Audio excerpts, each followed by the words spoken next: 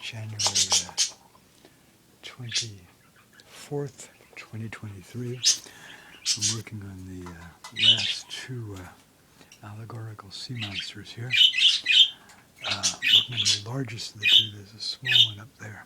And for source inspiration, I'm looking right now at an illustration of a Diretma, D-I-R-E-T-M-U-S. Book. Excuse my French pronunciation. It's been a long time since I studied French in junior high, 1962 to 65.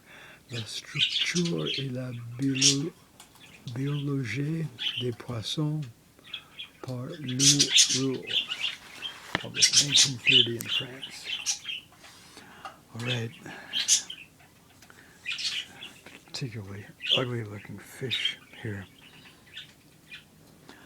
Okay. So I just did kind of inspired by this section here. I did that there.